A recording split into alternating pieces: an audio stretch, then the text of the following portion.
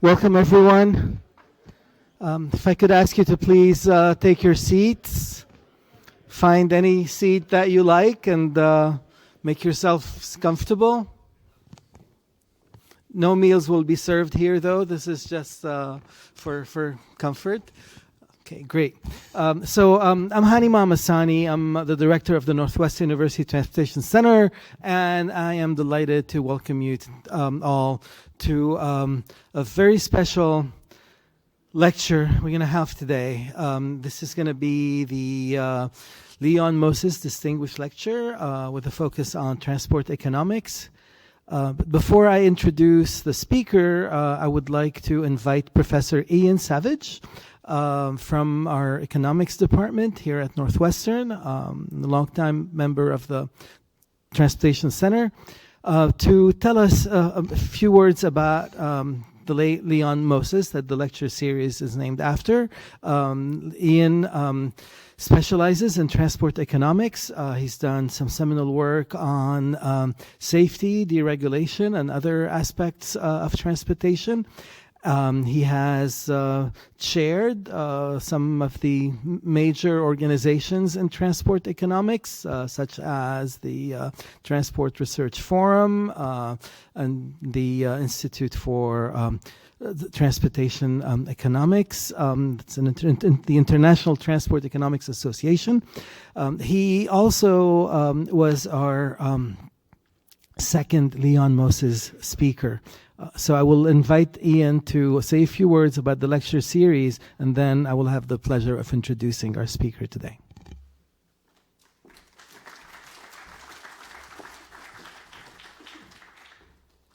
So hi, everybody. I want to say something about who Leon Moses was and give you an idea of his contribution to this university and to the profession. Leon died just over 10 years ago, in October 2013. If he'd still been alive, it would have been his 99th birthday 10 days ago. And he certainly was someone who was one of life's characters. I know there's people in this room who knew Leon very well. And he had a big transformation of my life. He invited me to run a conference for him when I was 25 years old and moved from London to here. And 1 year became 2 years, came 5 years, came forever, as it were, right? So Leon has been a big part of myself, my history. So this is a picture of Leon. It was taken in his later years. And so I'll give you a little bit of background about him, and sort of gives you some idea of his involvement with this group and with the Transportation Center. So he was born in 1924 in New York City. He was an undergrad at Ohio State. The story there was he wanted to do anything to leave New York City, so he thought agricultural economics was the sort of thing they would never teach in Brooklyn, so he ended up at Ohio State. He attempted to volunteer for World War II 8 times and got rejected on medical grounds. He even went to different parts of the country to try and get in through a recruiting office and got rebuffed every time. So he went to Harvard, got his PhD with Vasily Leontiev, and it's kind of interesting. I was reflecting with our speaker this evening how the world of transportation economics has come a big circle. I'm part of that generation of transportation economists who come from the industrial organization in. So we were around about the time of deregulation. All discussion about the structural way of transportation was organized. If you go back further, transportation came as a branch of trade theory. Trade between countries, trade between different parts of the country. And that's what Leon came from. It was input-output analysis, thinking about location of industries across the country and how transportation affected that and linked it to markets. So he was, after his PhD, he worked at a very famous project at Harvard, and he was recruited to Northwestern in 1959. So this is Leon. He had a picture taken by the Evanston Photographic Studio about the time as a young man. And he came here in the early days of the Transportation Center. Our Transportation Center was formed in 1954. It's kind of got going around about 1957, 1958 in terms of activity. And Leon came here and almost immediately became the director of research here. And he worked on issues of urban and regional economics, the structure of cities, and also trade between different parts of the cities, and was involved in a rather landmark study of the application of cost-benefit analysis to the inland waterway system, which was being revived under the Corps of Engineers at the time. So he did a lot of work on the issue of competition between railroads and barges for movement of grain and other things like that, investment in locks, so that's what he was doing. So he then sort of moved, I should say on this picture here, this is the old business school building in the basement there. This to me is the classic Leon, right? Leon there in front of his class, tie undone a bit, probably just put his cigarette down in those days, right?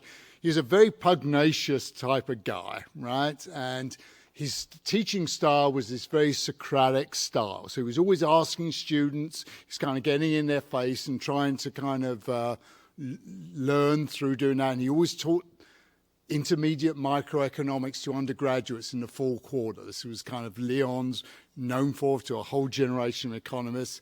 And this is what Leon would have looked like in front of the class at that time. So he was working on issues of urban structure and production in sort of space and time. And he did a number of administrative things as well. He was president of the Regional Science Association. He was the chair of the economics department. And Hani was one of your predecessors. He was director of NUTC in the late 1970s. Now, as we know in transportation, the 1970s was a period where we had the run-up to deregulation.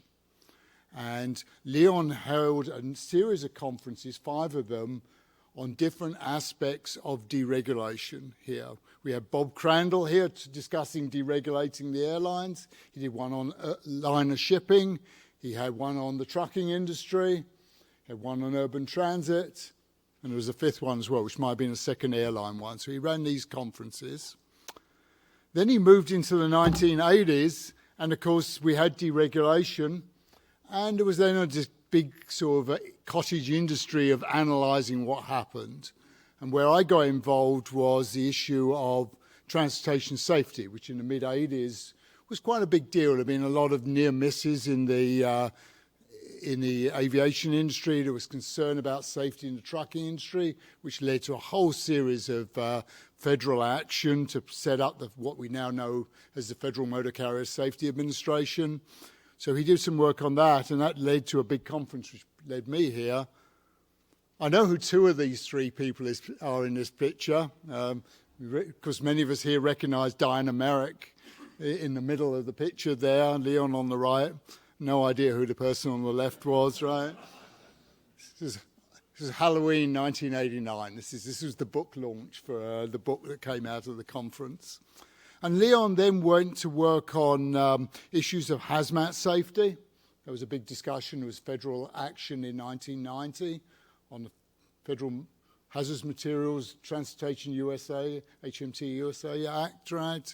And he did some work with me on truck safety throughout the 1990s. So Leon finally retired in 2005. And say he passed away 10 years ago in 2013. So we've had a series of lectures. The first one was in 2011, and actually this picture was taken at the very first lecture with my colleague Bob Gordon. Gave a talk here, and one thing you notice here with Leon is someone who was ever present through the later parts of his life. Ray Moses, his wife, who was a professor here also at Northwestern, and Leon and Ray were people who would hold dinner parties. They would be the life and soul of certain parts of university life. So we've had a number of lectures. I gave the lecture in 2013, just a couple of days after his death, and we've had other speakers before, many of whom will be well known to us in the room here. The last one we had, of course, we were interrupted by the pandemic, was when we had Dan McFadden here, Nobel Prize winner. So that's what I have to say about Leon. And Hani's going to describe to us what we're going to have this evening. So, thank you very much, Ian. And in fact, the title. Thank you very much, Ian. for this retrospective. And in fact, the title you had for Dr. Harker's presentation is incorrect, but we have another one that we will be reading.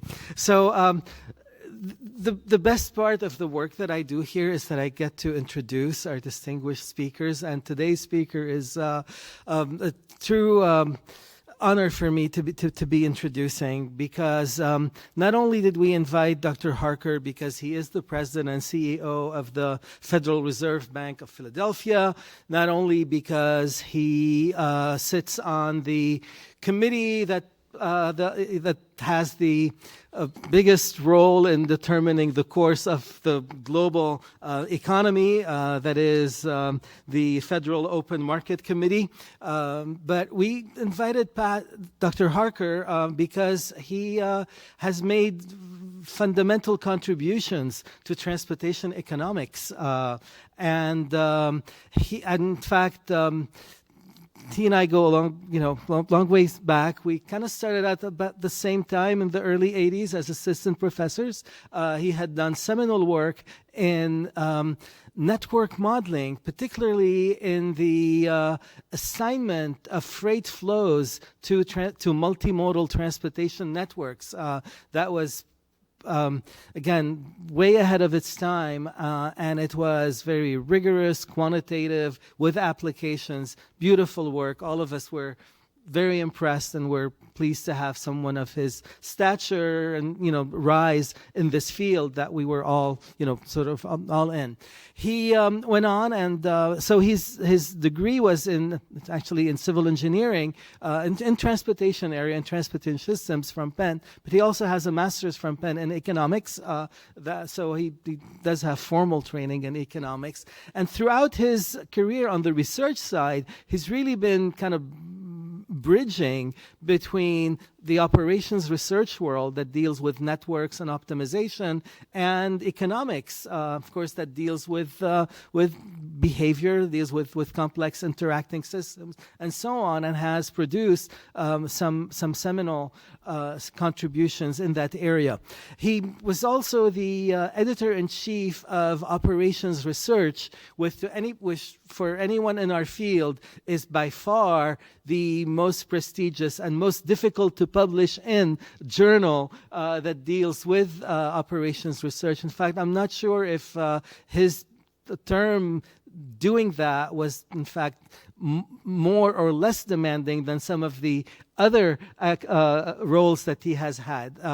In addition to his research work, of course, he has been a leader in education, serving as chair of the first formed Department of Systems Engineering at Penn, and then subsequently moving through and becoming dean of the Wharton School. No connection to Kellogg. Good friend of Kellogg, of course. And so he was dean of the Wharton School, and which he served with distinction. Moved on to become president of the University of Delaware, and served as a director on the board of the Federal Reserve Bank of Philadelphia until 2015, when he was asked to serve in his current capacity as president and CEO of the Federal Reserve Bank of Philadelphia. He has been reappointed in this role for another 5 years, so his influence will continue to grow in that realm. He has had many awards and recognitions, including being a White House Fellow under George W. Bush in 1991, and has served the nation really with distinction in various capacities. So today's lecture is in fact called "Fulfilling John Hayward's Legacy: Moving Economics Toward a New Way to Value Infrastructure." And I'm again honored and privileged to have him here with us today. Oh, I must mention, the way I found out that he, in fact, was the CEO and president of the Federal Reserve Bank of Philadelphia, that I saw him on CNBC. And they mentioned we have about Patrick Harker, and I said, so it must be somebody else. And then I saw Patrick Harker on there, and he was, for a change, he was actually articulate, and he, not for him, but for CNBC, he was articulate and to the point, and what he said actually made sense.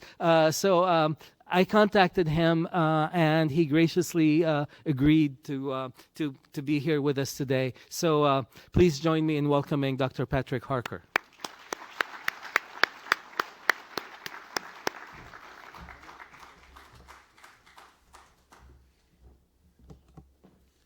Well, thank you, my good friend Hani. It's been a long time since we've seen each other face to face.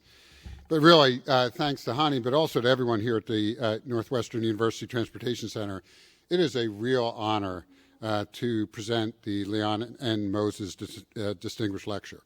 Now, if I may, here's how I intend to proceed, though, tonight. I want to begin by answering what could be the central question this evening.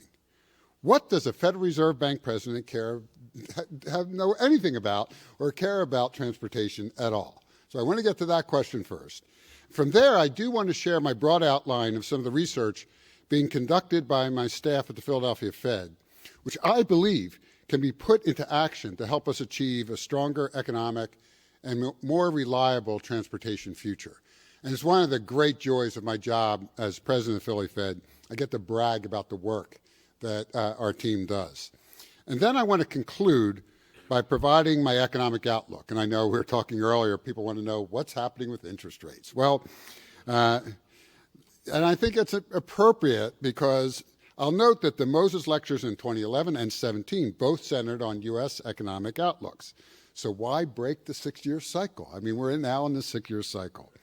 So I am also acutely aware of the impact that interest rates and monetary policy can have on infrastructure investments. And we'll talk about that. And hopefully we can have some time for Q&A to get to your questions as well.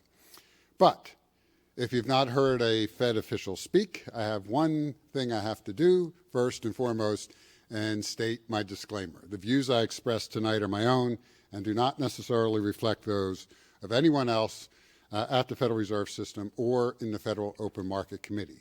In other words, as folks back home in Philadelphia say, you can tell people Pat said, you can't say the Fed said. That's the deal, okay? That's the deal.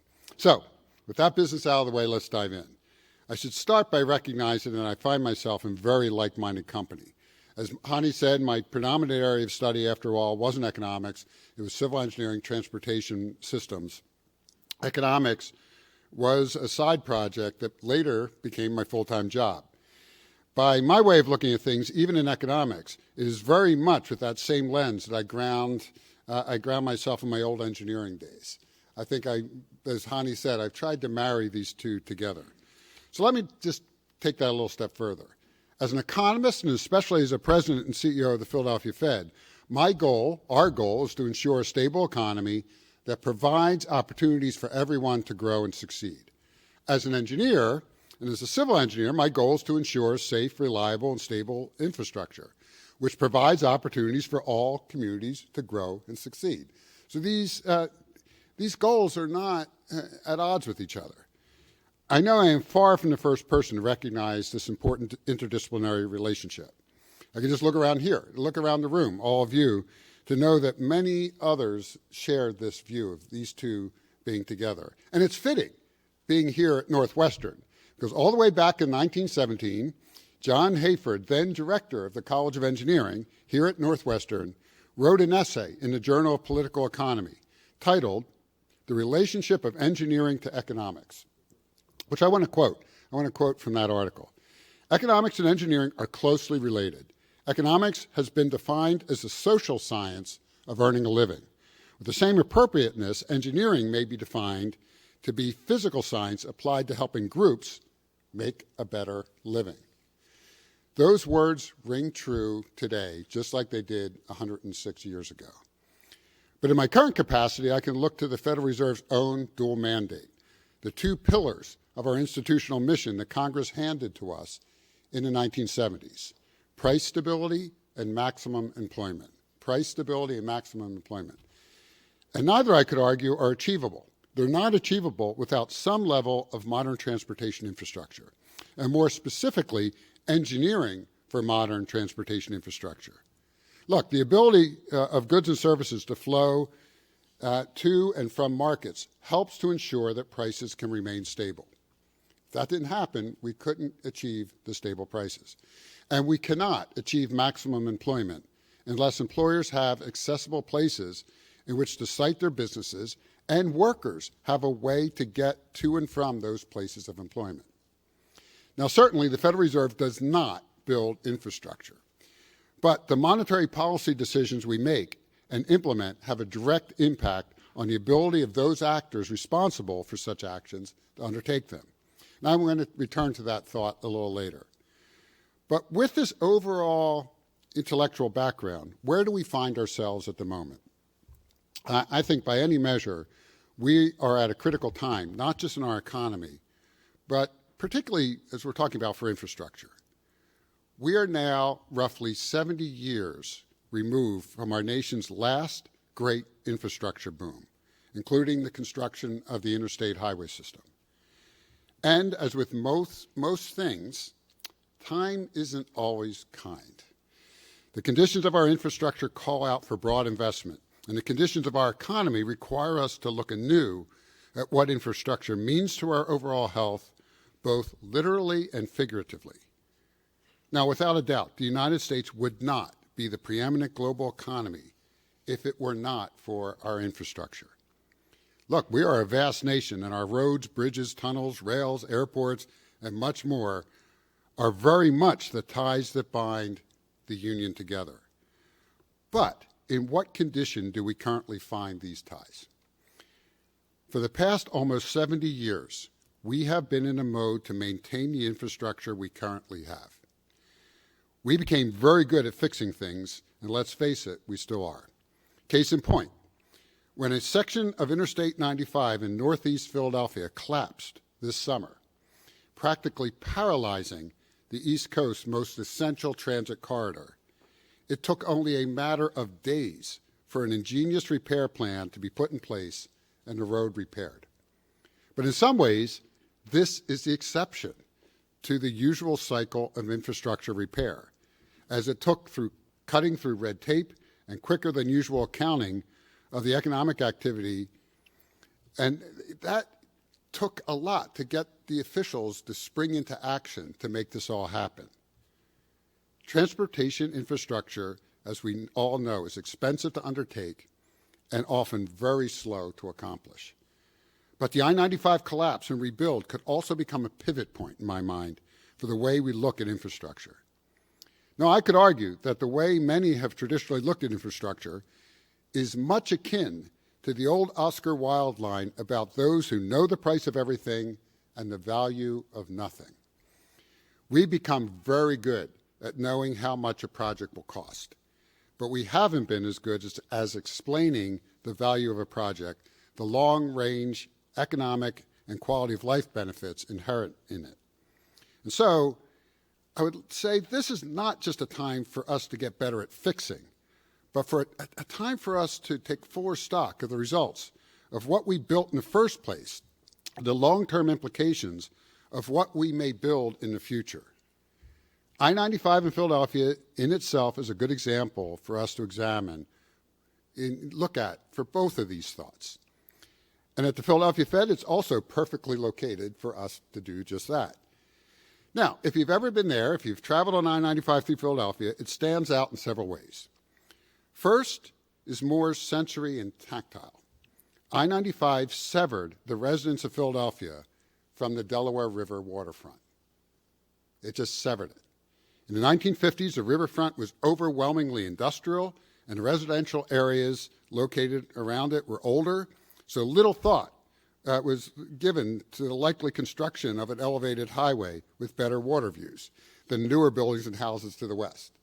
I mean, it made sense if you just looked at what was there. But I-95 was also constructed in an age when suburban living became the new model for the American dream, and when highways could speed families out of city centers and into new single-family home developments, complete with yards and driveways in neighboring counties. And when a highway was built, the noise and air pollution from that many cars and trucks helped push those who could afford it to move to those new suburban developments. Last year, two of my colleagues at the Philadelphia Fed, Vice President and economist Jeffrey Lynn and economic advisor and economist Jeffrey Brinkman, took a closer look at I-95, its impact in depopulating Philadelphia, and the potential benefits of capping the highway. And Jeff Lynn, I should note, is a wildcat, having completed his undergraduate studies in economics and mathematical methods in social sciences here at Northwestern and studied under two distinguished economists, Ian and, of course, Dr. Moses. So my colleagues started looking at the population effects of freeways on center city neighborhoods. And what they found, if not startling, is still stark. The standard narrative is that freeways provide access to opportunities. And this was true in the suburbs. Freeways attracted and development and population, but this was decidedly not the case in central cities. Lynn and Brinkman found in central cities a population decline of nearly 1/3 in the census tracts closest to the freeways happened, while the populations in the tracts more than 2 miles from the nearest freeways increased by more than 50%.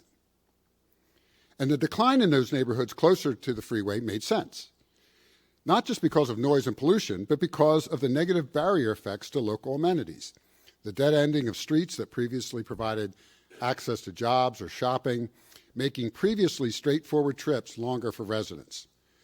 Lynn and Brinkman also calculated the value of neighborhood amenities in areas of Philadelphia closest to freeways to be roughly 11% lower than in those areas farther out. And a similar analysis, by the way, they found a 17% difference here in Chicago. Engineering created a means for speeding people and goods between cities and from city centers into suburbia and beyond. The interstate highway system was an enormous achievement, and it created big benefits for some. It also, and I think we just have to recognize this, it also had enormous costs for others, especially for residents of central cities. But engineering now has the opportunity to mitigate some of that damage, to eliminate barriers to amenities, and in the process, create new economic incentives for folks to move back and opportunities for those who stayed. Now, we know through both anecdotal evidence and through frontier research that more people, especially young graduates, are looking anew at urban living. New work from home options means that cities and towns are competing even more on the quality of life they can offer residents. Additionally, traffic throughout, for example, the Philadelphia metro area has become so endemic that one of those initial benefits of living in the suburbs, speedy access to the urban core, has been really all but eliminated. The Philadelphia waterfront today is a place where former warehouses and factories are being repurposed and renovated for residential and more ground-level commercial uses. The Delaware River itself is also a cleaner estuary, and one which the city has continually sought to highlight for both residents and tourists through projects like the Penn's Landing Festival Pier, the multimodal Delaware River Trail, and the just started project to cap a 1/10 of a mile portion of I-95 at Penn's Landing to become a new urban park. Now, and Lynn and Brinkman even looked at that. They looked at the last idea, capping I-95, to reconnect neighborhoods with amenities. But they looked at a much larger landscape than the current project, which is geared only to a very, very small fraction of I-95 adjacent to the neighborhoods directly east of Center City and the tourist and business, which is really the tourist and business heart. They conceived of a project to cover a little over more than 4 miles of I-95 and simulated its potential impact. And what their simulation suggests is a potential population boom in those neighborhoods that I-95 effectively cut off, and to some extent emptied, as connections between those neighborhoods and the city at large were remade. They also calculated that the benefit to households in these neighborhoods, they calculate that at roughly $425 million a year, or $3.5 billion over the lifetime value of a project, which was greater than the estimated current cost of undertaking the project. Now, these are big numbers, But what they point to is the significant damage that highway construction did to central city neighborhoods. What they also point to are the significant current opportunities for remediating that damage if we can also focus on the value of these investments instead of only the cost. And you hear this all the time in the press, particularly in the Philadelphia press as we debate these kind of projects. It's only about the cost. We never talk about the value. But it's not just about planting grass. While parks and open spaces are vital, we cannot discount infrastructure that could link neighborhoods together. Public transit has potentially a very large role to play here. With limited exceptions of, for example, the New York City subway or the Boston T, we often think of mass transit mostly in terms of bringing suburbanites back into cities. In Philadelphia, for example, the Regional Southeastern Pennsylvania Transportation Authority, or SEPTA, is often skewered by Philadelphians for a perception that it caters mostly to suburbanites, a gripe rooted in the fact that pre-pandemic, from 2007 to 2017, SEPTA's suburban-based regional rail system received the plurality of the agency's capital funds, even though the intercity transit system attracted far more riders. Now, fair enough, perceptions matter, and they can sway public acceptance. Again, this is an area where there is guiding research from the Philadelphia Fed. Economic advisor and economist Chris Severin looked at the economic benefits of the Los Angeles Metro Rail system, an ambitious effort to draw people from the epicenter of the nation's car culture out of their autos and into mass transit. What Severin found was a 15% increase in transit use when Angelenos were commuting from one neighborhood to another directly connected by Metro Rail. The increase in Metro Rail commuting in directly adjacent census tracts was 10%. Again, these are not insignificant numbers. A common concern these days with local infrastructure investments is who benefits.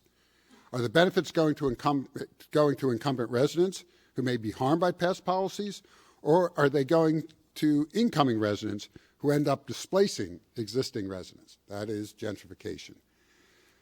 On the other hand, some people might worry that transit access might actually hurt neighborhoods, for example, by introducing more noise or congestion. Interestingly, in the LA Metro case, these neighborhoods did not experience a lot of disruptive change. The appearance of a Metro rail station did not bring in a new wealthy subset. What Metro Rail primarily did was to enhance residents' choice of transportation options. It added an amenity in which residents found an intrinsic value, the ability to ditch their car. The added benefits of those cars that were kept off the street in terms of traffic, noise, and pollution just became a bonus. More than that, it may have changed perceptions of transit as something only for the suburbs or wealthy residents. Again, this kind of research is helping us learn about the value of transportation infrastructure, the long-range economic and quality of life benefits.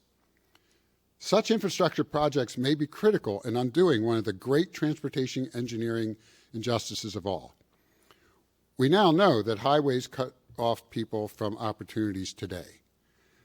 But this might understate their negative effects on the next generation, the generation tomorrow, through increased racial segregation and the decreased intergenerational economic opportunities that continue to this day. And this brings me to our third area of research at the Philly Fed related to this topic. Economic advisor and economist Brian Stewart recently teamed up with researchers from the University of Texas and UCLA. Their window into these intergenerational effects was to look at the long-term economic impacts from the historical placement of railroads. And they found, true to the cliche, that there was, in fact, a wrong side of the tracks.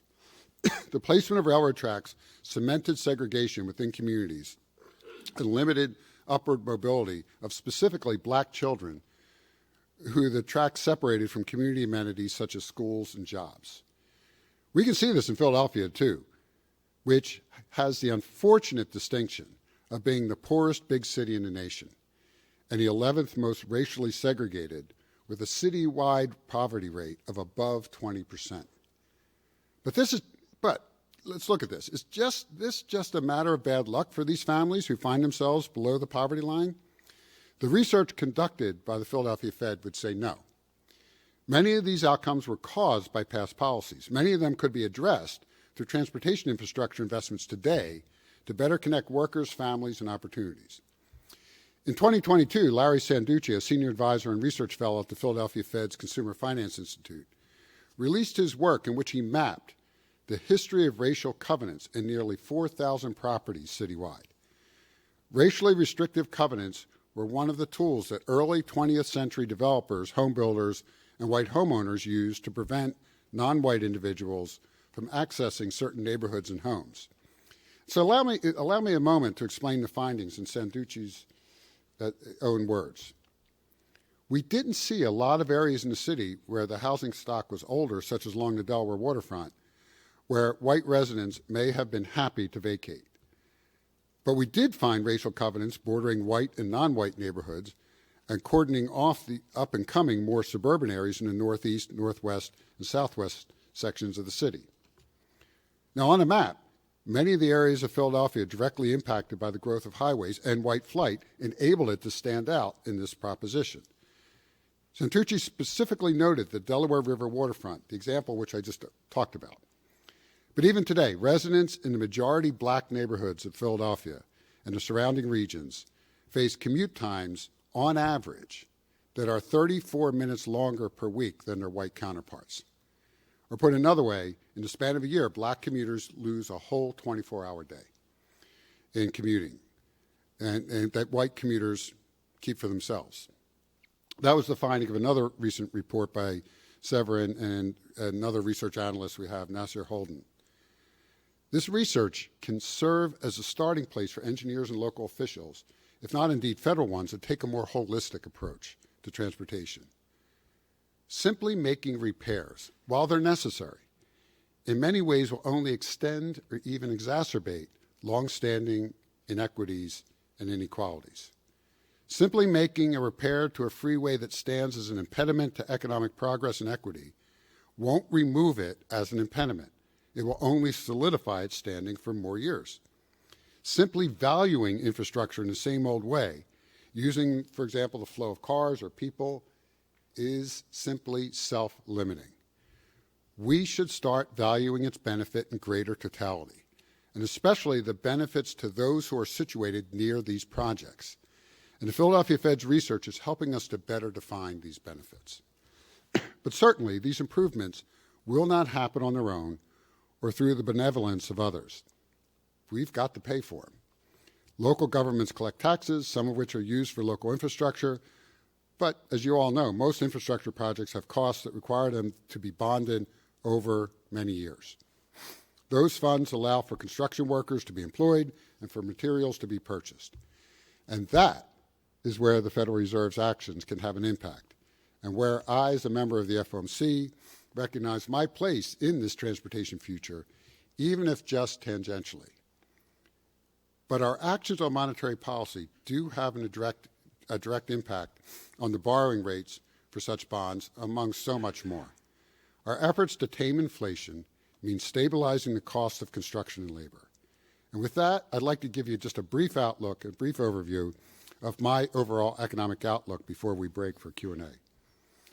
As you are aware, a week ago at our last meeting, the FOMC meeting, we voted to hold the policy rate steady, our second consecutive hold and the third in the last 4 meetings after 10 consecutive interest rate hikes. I not only voted to support keeping the rate steady, but I was also among the first of my colleagues to state my position that the time had come to do so, possibly for a while. So let's rewind for a moment where we are. We did a lot at the Fed in not a lot of time. We rapidly moved monetary policy into restrictive territory to tame inflation and to get it heading back down to our target of 2%, 2% annual rate. Now, what we didn't do is give the folks living in this economy, whether businesses or families, a lot of time to adjust to those rate hikes. And today, if you look along the trend lines, we are experiencing a slow but steady disinflation. Interest rates remain in restrictive territory, and so long as they are, they will continue to push down to put a damper on inflation. Yes, this economy is proving to be resilient and at times unwilling to bend to the will of economic models. But I believe that the path we are on is the correct one. Now, I am not going to be swayed easily by a single month's worth of data. I mean, as you know, the media likes to talk about the latest data release. You really have to look through multiple months. 1 month can just be an outlier and not a harbinger. But we don't know unless we have more outward months to weigh against it. With monetary policy, there are always lags. Holding rates steady will give those lags time to catch up. It will allow us to make more measured and educated policy rate decisions going forward. Decisions which I must add could go either way. And I think it's important, either way, depending upon what the data tell us. But for the moment, absent a reacceleration in inflation, as I said, I see a slow but steady disinflation occurring. And as a result, I expect to see inflation fall below 3% year over year in 2024 and get down to 2% and get to our target thereafter. It's going to take time. It's not going to happen quickly. I do expect GDP growth to cool off in the coming quarters, but I do not expect a recession. Consumers have been powering recent GDP growth. More than half of last quarter's increase was due to consumers continuing to open their wallets. Now, time will tell if they've exhausted their pandemic-era savings and begin to ratchet down their own spending. Time will tell if the full impact of the restart of student loan payments for countless borrowers will have an impact. But I would also argue that a confident consumer right now, given the spending, is not really a problem in the immediate future. Indeed, they may be the only ones ultimately capable of helping us achieve the soft landing we all envision that has proved quite elusive in the past. In fact, very few times have we been able to do this. It's also clear that the labor market is coming into better balance. I anticipate the unemployment rate to end the year slightly elevated from where it is right now, to be about 4%, to rise in 2024 to 4.5%, before dropping again to 4%. That would put us in line with the natural rate of unemployment, where labor markets and steady 2% inflation can coexist in balance. And that's roughly where we think that natural rate is. Of course, there are tremendous uncertainties facing us. There are many caveats to what I just said. The positive movements to settle the auto worker strike give us some hope that things may soon to be returning to normal for workers and employers. But even then, there are going to be other labor actions, and they're going to slow other industries as well. We're also only 9 days away from a potential federal government shutdown, the impact of which could only grow the longer it goes on and could potentially trim, let me say this, could potentially trim a full percentage point off of fourth quarter GDP. This is not an insignificant number. And of course, there are international issues. I mean, terrible, tragic human situations that we're facing in the world today that also can impact our economy over time. But at the end of the day, while I see us on the path of taming inflation and protecting our economic underpinnings, I would also caution and say this pretty clearly, that a decrease in the policy rate is not something that is likely to happen in the short run. And I know there are some people hoping for that, but I just don't see this. I think where I am right now is we are going to have to stay higher for longer. That is, we are where we are with rates. We stay here for a while, putting downward pressure on inflation, and we let that drive us into better balance in the economy. And as for transportation, this higher rate climate may have an impact on our ability to see some new projects get from the drawing board to shovels in the ground. The necessary repairs will still be done, and projects already begun will continue. But we'll see. But I think we have to recognize, just in closing, progress is something we've always been good at in America. We're good at this. And the more we take our eyes exclusively off the cost of a project to the benefits, look at the long-term progress we can make with these projects, the more we will see that the price tags, while important, are not the only thing to consider. We can still, if we take research into consideration, make Oscar Wilde proud. With that, let me quit there, and and then open it up for any questions, complaints, kudos, whatever. Shoot.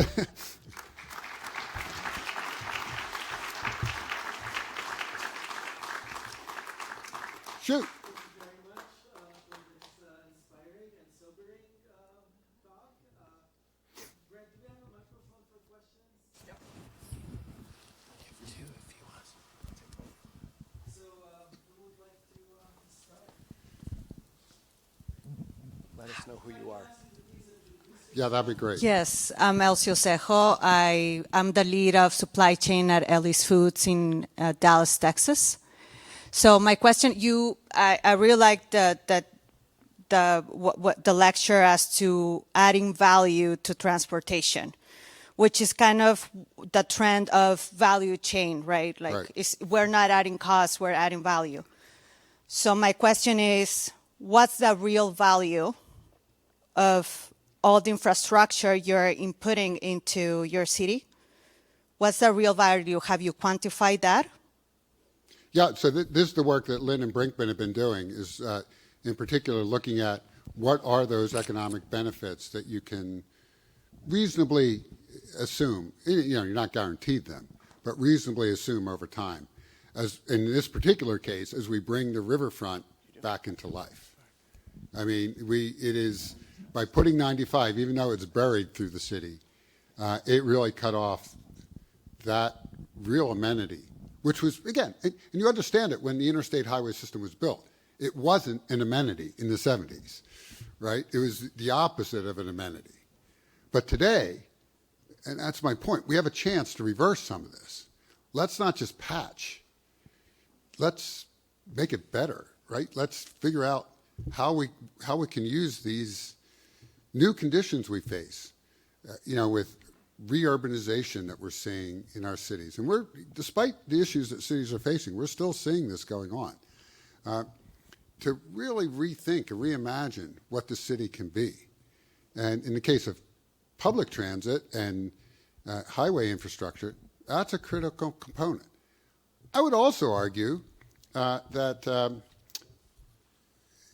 right down the street from us at the Fed is 30th Street Station.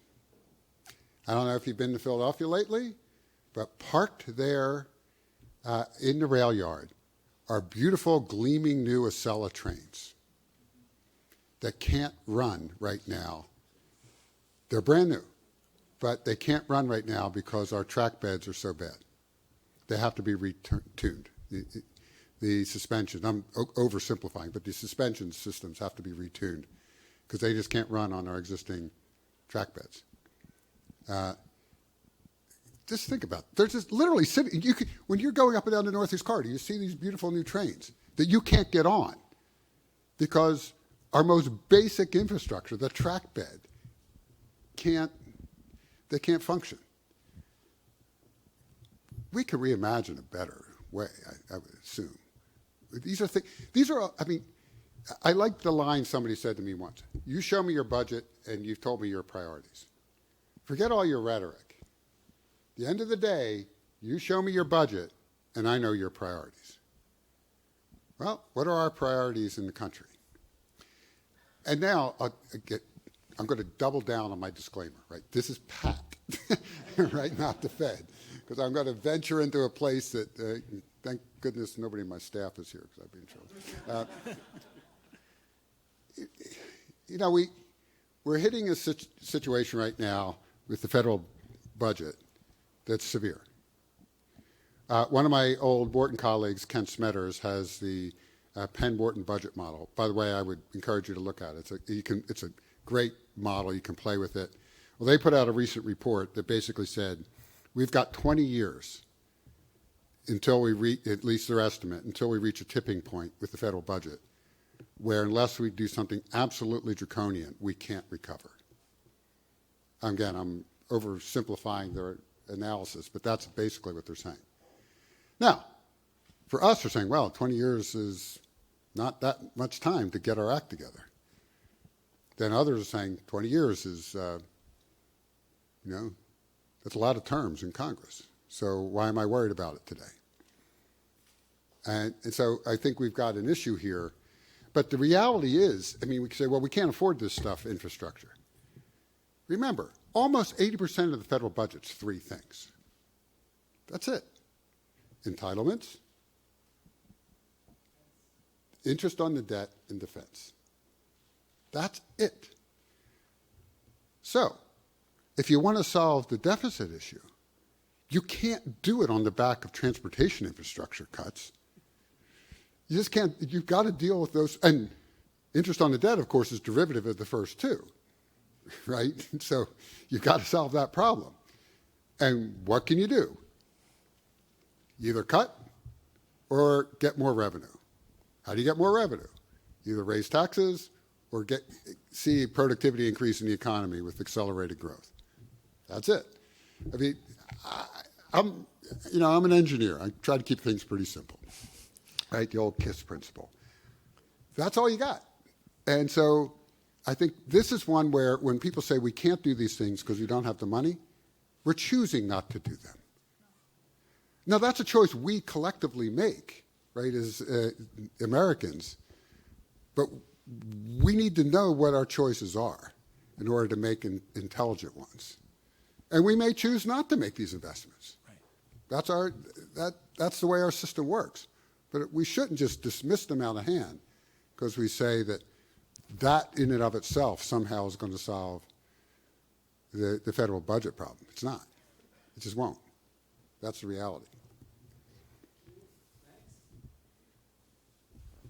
Yes, thank you for coming. Lee Clare, Transportation Logistics Advisors. You mentioned that the Fed's primary focuses were on inflation and employment. Right. And you mentioned the unemployment numbers. My question deals with the other part that gets left out. We have a very high percentage of people who are not participating and not in the numbers to even show up on the unemployment. Why are so many people not working? What can we do to put them back into the marketplace? And how would that change this 20-year problem that we have? Yeah. So that's a really good question. So one of the basic facts, it's basic identity equation of economics, is if you want economic growth, there's only two things you can do. See, I'm keeping it simple. It's after some people had wine, so I'm trying to keep, you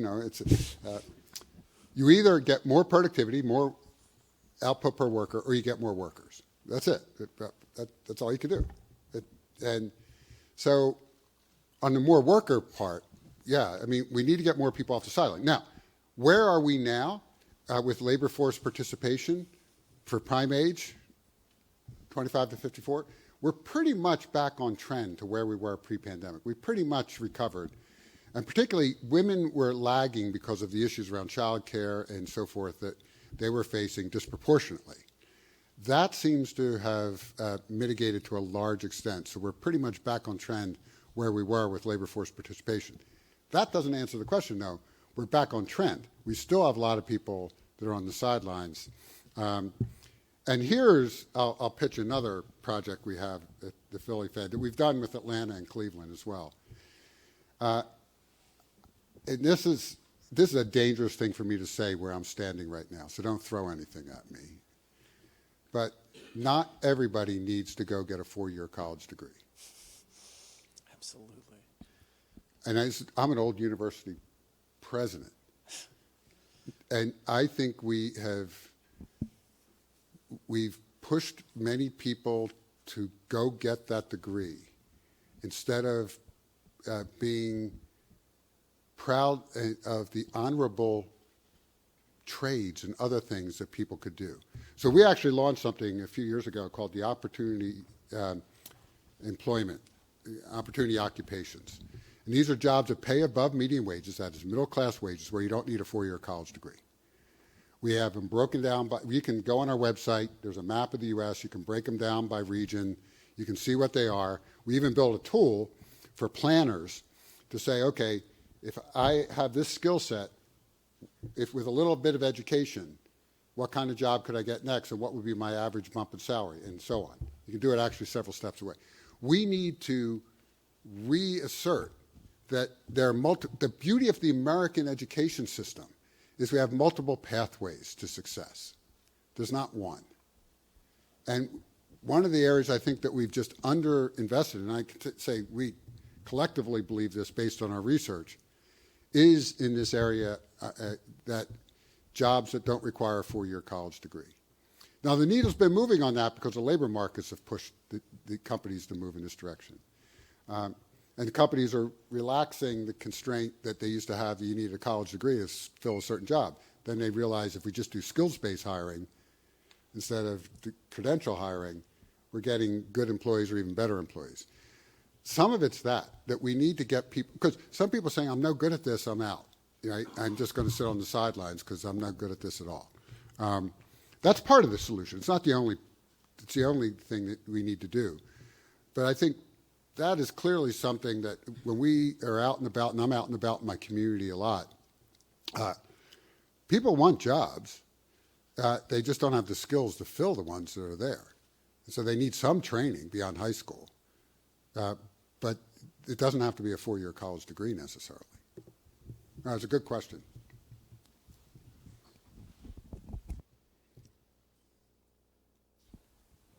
Okay. Thanks. Lawrence Audenard from the MITRE Corporation. I'm just curious about you when you talked about the I-95 bridge collapse or the overhead overpass collapse, and thinking about, you know, it's easy to assess what it costs to put things together, right? You can Yep. bill of materials, labor, all this, very easy to assess that. And you can't necessarily assess benefits, as you're saying. Why don't you suppose we invest more in understanding the impacts of disruptions and losses? Like, you know, I know I recently heard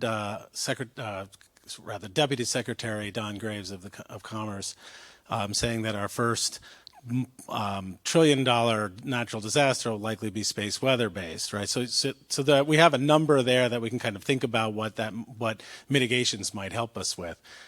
Why aren't we not measuring, you know, this is a really bad storm and it really blew down a lot of houses and we can kind of characterize what the next storm might do in terms of economic impact, so that we know when we're mitigating these things, we have a sense of how much we're going to benefit.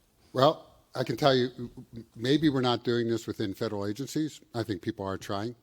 The insurance industry sure is. Right? That's why they backed out of California. That's why they're backing out of Florida. You just go down the list. They know what that cost is. Absolutely know what that cost is. And that's why they're leaving those states and stopping underwriting. So, yeah, I mean, I think it's a good point. It's an area that there are techniques, the insurance industry has them, that we could port over to our broader thinking when it comes to policy. Absolutely. Hello, my name is Emilio Perez. I'm an international student at McCormick and Weinberg in industrial engineering and economics, double major. I have a question regarding the growth in the last mile deliveries. We know that it's on the rise and projections indicate a continued growth. And the demand for roads and highways and the transportation and infrastructure is escalating. In the past, supply chains were way less complex. Now, an increased trend in small quantity, affordable goods ordering has strained our infrastructure. Considering the known value of removing vehicles from the streets, what, in your opinion, is the most effective approach to harmonize this growing trend with the need to maintain and enhance the value of our transportation infrastructure? So I'll give you my answer. I don't exactly know. And that's why you need to do the research and stay in. This is a complicated issue that you're already starting to see cities legislate against. There's starting to be a backlash in certain cities saying, okay, we've had enough of this. It's, you know, whether it's the Uberization of the city, or you're seeing this in Philadelphia, for example, you're seeing it in other cities. But it's a complicated question. I mean, a really complex system that you need to model here, because what's the alternative, right? You have to look at the alternative. What's the alternative? I get my car and I go to the store, right? And there's a cost to that too. So this is why it's not, and how does stuff get to the store? Well, there's logistics to get the stuff to the store. So we can go down that that chain of thinking, that reasoning, that's where the modeling needs to occur, both theoretical and empirical modeling of what are those cost and benefits of the system that we're basically just moving into. What I worry about is, like many things in life, particularly on the policy front, the pendulum swings one way, then the other way. And we may be in danger of over-regulating a lot of the last mile delivery when in fact it was quite advantageous. So this is where I just think we need a lot more analysis, and that's a great research project for you. So go get a PhD, get that done, and get it done here at Northwestern. Hello, Hi. I'm Ashwini Chauras. I'm an international student at MEM.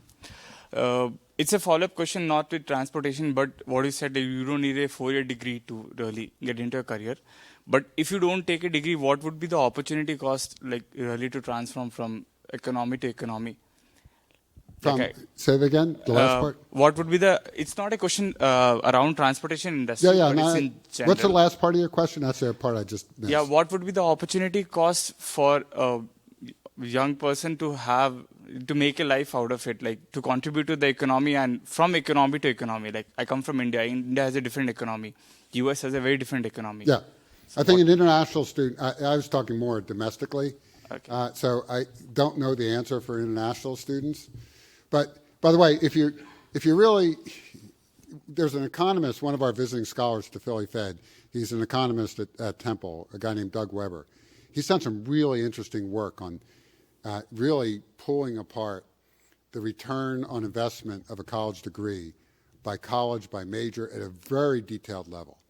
And what you would imagine is that on average, a college degree pays more than a non-college degree. And that's what you hear in the press all the time. But there's a distribution of both, and the distributions are very fat. There's a lot of overlap between these. And for many cases, the tail, in some cases, of the college degree, you're just better off being a plumber. I mean, it's just...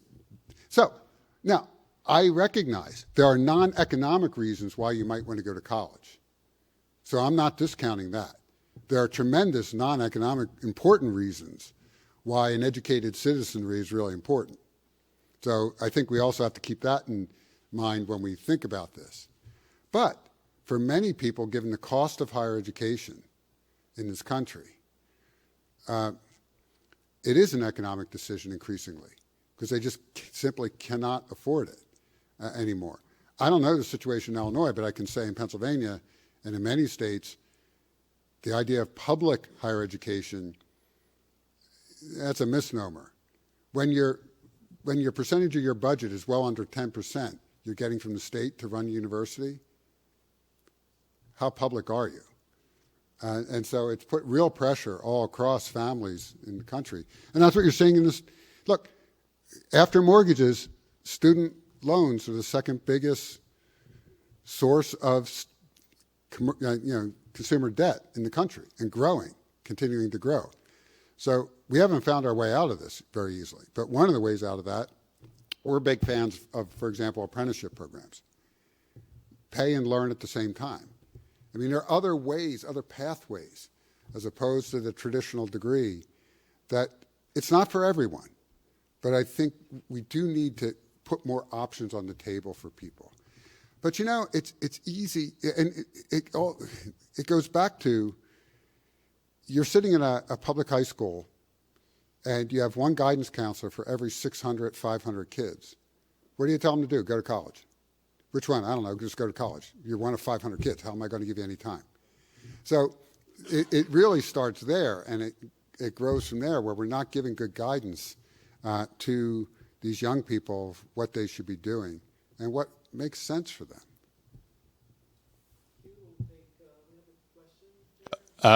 My name is Bob Cook. I'm in the Energy Sustainability Program, Master's Program at McCormick.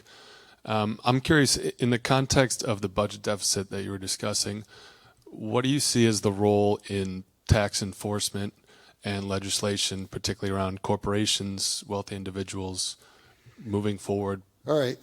I'm going to triple down on my disclaimer now, man. All right. This room, there are many very prominent, successful business people in this room. When you hit an economic downturn, I have to ask you, is the first thing you cut your accounts receivable department? The ones bringing in? No. The people bringing in the money are the ones that you cut the last. Right? You say, no, we won't bring the money. That happens everywhere, except when we come to this conversation about taxes.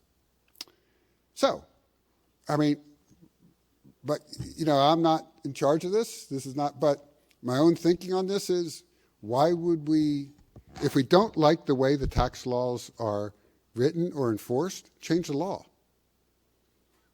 But if we have a law, we should enforce it. It's kind of the American way, right? So, I mean, you don't like it, let's get it changed.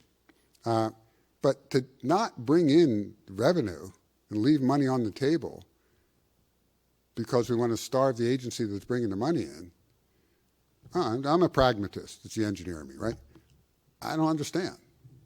I understand the political realities of it, but from a practical point of view, us, the American public, why would we, you know, if we don't like it, let's change the law, but let's not say, well, we just want to enforce it. It's okay. Doesn't make any sense to me. Thank you very much. With this, we're going to conclude today's Thanks, honey. talk. So thank you very much. Please join me.